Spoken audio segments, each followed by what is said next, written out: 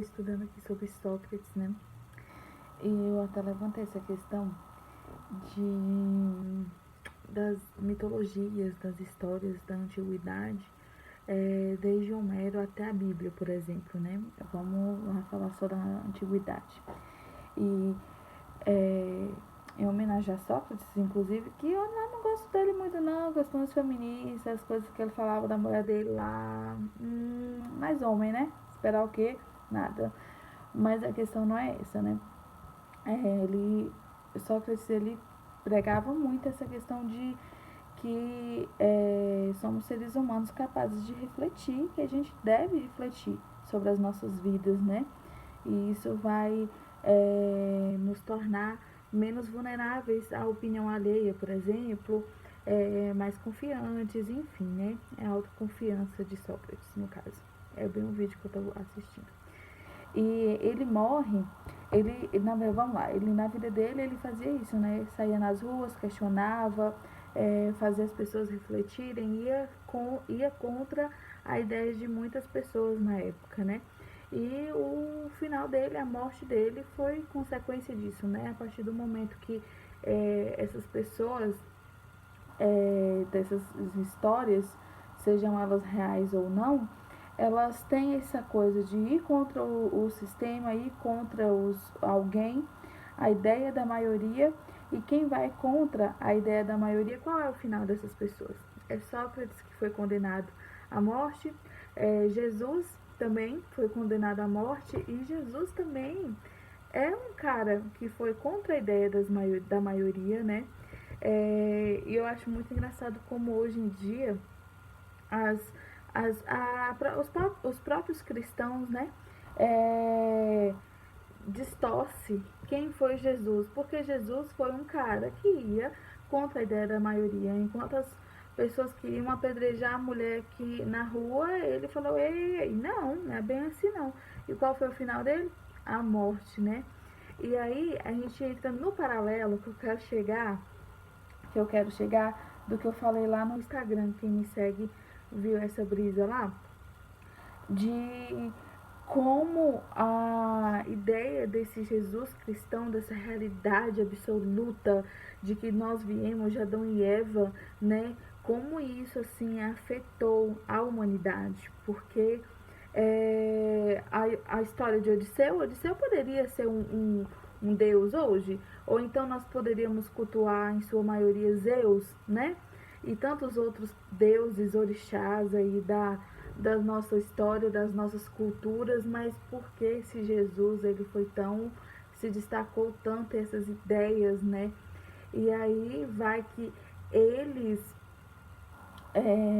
tentavam ir contra uma maioria, e aí essa maioria só quer passar o quê? Que se você for contra eles, quem vai ser prejudicado é você e não eles, né?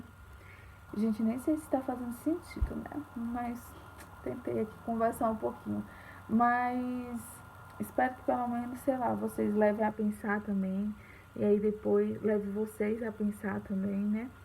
Quem quiser comentar embaixo também pode comentar. Eu vou começar a compartilhar essas brisas mais aqui com vocês. Eu acho. gravei, né? Vamos ver se eu tenho coragem de jogar no YouTube. Se tiver mais alguma coisa a falar, eu volto. Eu volto assim, né? Vocês vão ver logo. Eu é que vou demorar de gravar, se for pra gravar. Aí eu vou lembrando e vou vindo aqui falar, né?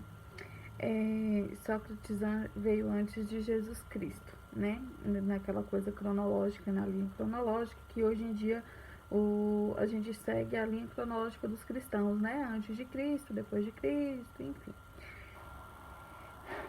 E meu B.O. sempre é isso, porque eu fui criada em igreja católica, por exemplo, né? E a gente é educado a acreditar que Jesus e a história da Bíblia é o nosso maior exemplo de educação, né? E de moral. Só que a partir do momento que a gente começa a estudar, a gente começa a descobrir pessoas como Homero, que pregava mais sobre a divindade dos deuses, né?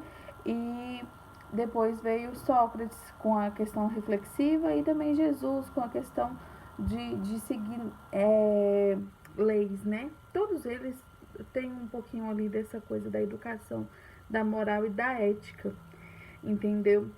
E meu ponto é sempre que a gente é educado, né, a acreditar que só existe Jesus e a Bíblia como referências de ética e moral, só que não é, gente, não é assim.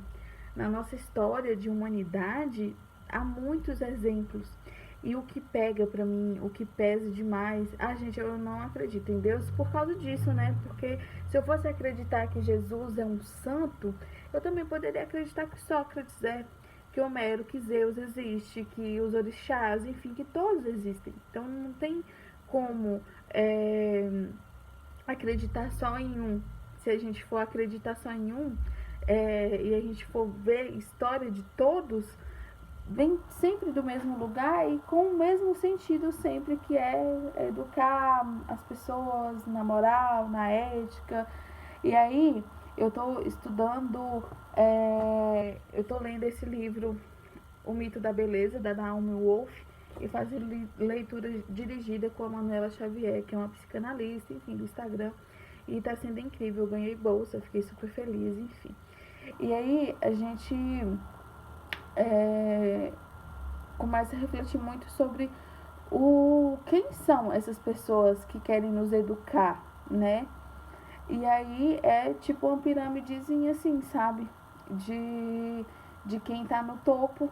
E quem essas pessoas que tá no topo tá em cima de quem, né? Tem uma pirâmidezinha de mulheres. Quem tá embaixo de quem tá no topo? As mulheres, os negros, os LGBT, todas essas ditas minorias que não são minorias, né? Estão debaixo de quem tem o poder, né? Quem tá lá no poder tá em cima de toda a galera. E quem tá no poder quer controlar quem tá embaixo na pirâmidezinha, entendeu? Enfim, gente, eu vou seguir aqui nos estudos.